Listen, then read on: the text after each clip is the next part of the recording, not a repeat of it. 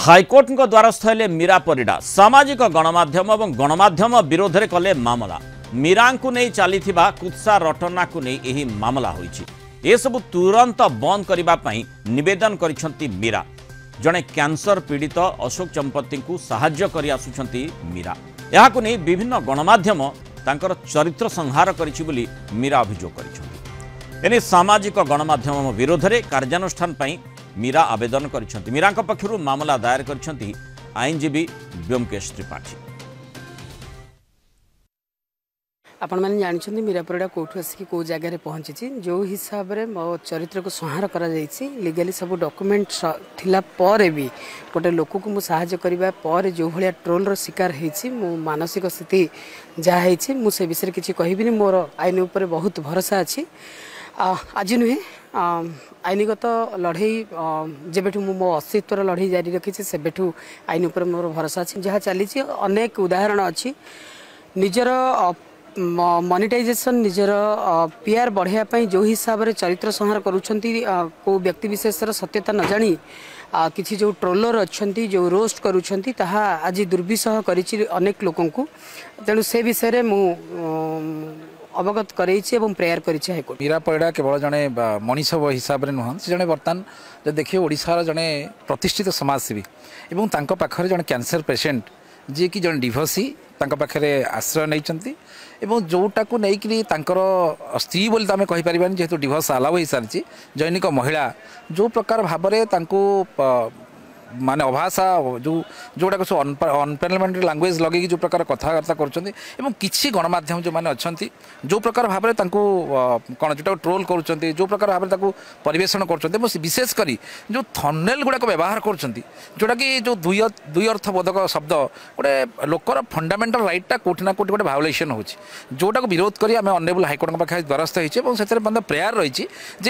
तुरंत बंद करने या आउ गोटे प्रेयर आम करूँ जे केवल मीरा परिडा क्षेत्र नुहे देखो बर्तमान देखिए सामाजिक गणमाध्यम बर्तमान छोट पिला आरंभ कर 6 ରୁ 6 स्तरी समस्ते देखुं से गणमाध्यम और जो प्रकार भाव में दुअर्थबोधक शब्द व्यवहार कर जो प्रकार गाड़ी अभद्र भाषा गाड़ी गुलस कर निश्चित भाव में ऑनरेबल हाईकोर्ट कोठी ना कोठी आदि इंटरफेयर करूँ और समस्त केवल मीरा परिडा क्षेत्र नुहे समस्त आज यूजुआल समस्त आप गोटे लगाम लगाई आम प्रेयर कर अधिक आलोचना करबा आम सहित जोनाल हेड विभूति साहू जोड़ी होती। विभूति जो कथा आम विभिन्न समय गणमाध्यम क्षेत्र में जितेबले चर्चा करिथाउ जड़े सांबादिक हिसाब से जड़े गणमाध्यम प्रतिनिधि हिसाब से गोटे गणमाध्यम हिसाब से जो दायित्वर कथा आसी थाए इठी से दायित्व को नहीं प्रश्न उठुछि माने गणमाध्यम हो सामाजिक गणमाध्यम जो आधार रे मीरा परिडा माने जो कुत्सा रटना कथा कहा जाउछि से हाईकोर्ट द्वारस्थ होइछन्ति एवं तांकर वकील जो भली भाव में सूचना दौथिले केवल निर्दिष्ट मीरा परिडा क्षेत्र नुहे सबु माने सामग्रिक भाव में जो भली गणमाध्यम हो सामाजिक गणमाध्यम जो माने दायित्व संपन्न हेउ नाहंती तांको पर लगाम लगेबार आवश्यकता रही एई अपीलटी करा जाइछि। देखंतो मुनाल जदि देखिबे जणे समाजसेवी से किन्नर समाजसेवी एवं से समाज सेवा करछन्ती सहित जड़े कैंसर पीड़ित को पाखे रखिंट जे कि अशोक संपत्ति एवं संपर्क को लेकिन जो भली भाव में कुत्सारटना कर मीरा परिडा चरित्र संहार कर गोटे लगाम लगे से रिट पिटिशन आज ओडिशा हाईकोर्ट रे एवं मीरा परिडा निजे उपस्थित थे आज रिट पिटिशन आवेदन कला बेले से हाईकोर्ट रे आसी पहुंचते निजे उपस्थित रही वकील व्योमकेश त्रिपाठी जरिया ये आवेदन टी कर मान्यवर हाईकोर्ट को प्रेयर कर फेसबुक हो यूट्यूब हो जो भली कुत्सारटना जड़े व्यक्तिर चरित्र संहार केवल कथा नुह ये सबुरे लगाम लगा दरकार एवं ये सबू लगाम लगाई गोटे विधि व्यवस्था रही एवं ताहा से विधि व्यवस्था काम करूना एवं एथिरे पुलिस डीजी राज्य सरकार पुलिस डीजी एवं आईएनपीआर डिपार्टमेंट को पक्षभुक्त करिसंती माने लागुछि जेमति जे जहा पारिला मन इच्छा लेखि चालुछंती माने गणमाध्यम हो सामाजिक गणमाध्यम रे जहार दृष्टांत ए भली गोटे मामला मीरा परिडा जहा को सामना को आनिचंती निश्चित रूपे जे ए सबुरे लगाम लगा जिबा दरकार एवं विशेष भाव ଅନେକ ଗଣମାଧ୍ୟମ ଏବଂ ସାମାଜିକ ଗଣମାଧ୍ୟମ ମଧ୍ୟ ଏଭଳି କୁଚାରଟନା କରୁଛନ୍ତି, ଅନ୍ୟର ଚରିତ୍ର ସଂହାର କରୁଛନ୍ତି ଏବଂ କିଛି ନ ଜାଣି ନ ବୁଝି ଜଣେ ବ୍ୟକ୍ତିକୁ ରାତି ଅଧିଆ ତତ୍କ୍ଷଣାତ୍ ଲଙ୍ଗଳା କରିଦଉଛନ୍ତି ସାମାଜିକ ଗଣମାଧ୍ୟମ। ସେ ଅଧିକାର ତାଙ୍କୁ କିଏ ଦେଇଛି? ନିଶ୍ଚିତ ରୂପେ ତାହା ହିଁ ବର୍ତ୍ତମାନ ମାନ୍ୟବର ଓଡିଶା ହାଇକୋର୍ଟଙ୍କ ନିକଟରେ ଗୋଟେ ପ୍ରଶ୍ନବାଚୀ ହେଇକି ସୃଷ୍ଟି କରିଛି ଏବଂ ମୀରା ପରିଡାଙ୍କର ଏ ପିଟିସନ ଏ ରିଟ୍ ଆବେଦନ ନିଶ୍ଚିତ ରୂପେ ମୀରା ପରିଡାଙ୍କ କ୍ଷେତ୍ର ସହିତ ବର୍ତ୍ତମାନ ସମାଜରେ ଘଟୁଥିବା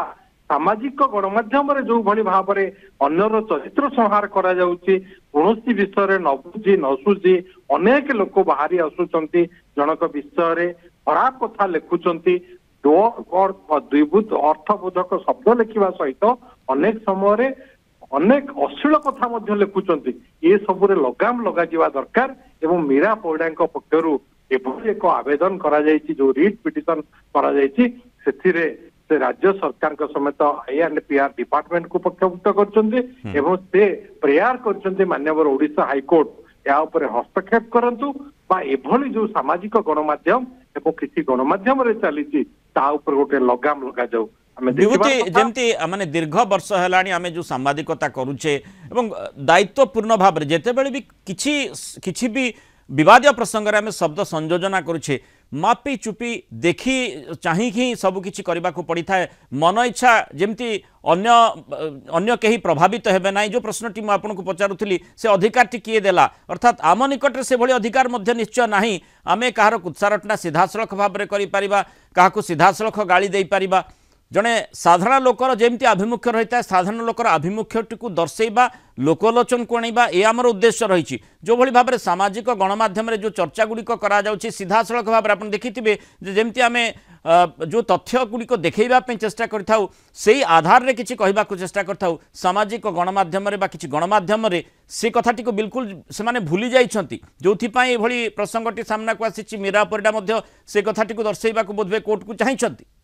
रूपे आर्टिकल 19 फ्रीडम ऑफ स्पीच कथा कहते एवं आर्टिकल 19 रे जो फ्रीडम ऑफ स्पीच कथा कहा जाइए ता अर्थ नुह जे अन्य जड़े व्यक्तिर चरित्र संहार करवा आपण को कथा कहबार आपणकर स्पीच रो अधिकार दउची आर्टिकल 19 किंतु से आर्टिकल केबे कोठी कहिनी जे आपण अन्य जनकर चरित्र संहार करिवे ता विषय कुसारटना करिवे जहाकू कि नेकी ओडिशा हाईकोर्ट को दृष्टि आकर्षण करते मीरा परिडा एवं आम आशा करिबा जदि ए मामला को ओडिशा हाईकोर्ट ग्रहण करती एवं तदनुजाई निर्देश दियंती ये केवल ओडिशा रे नुह सारा भारत वर्ष रे गोटे क्रांतिकारी मामला हेकी रहिबो एवं दृष्टांतमूलक मामला बा ए जजमेंट निश्चित रूपे आगामी दिन में जो सोशल मीडिया रे अनेक समय आम देखुचे अन्यर चरित्र संहार करवा अन्यर कुष्ठारटना करवा ता ऊपर गोटे लगाम लगिबो ये आशा आम निश्चित रूपे करवा और मान्यवर हाईकोर्ट आपको संवेदनशीलतार सह ग्रहण करिए बोली आम आशा करवा। धन्यवाद विभूति साहू विस्तृत आलोचन आम सहित रही।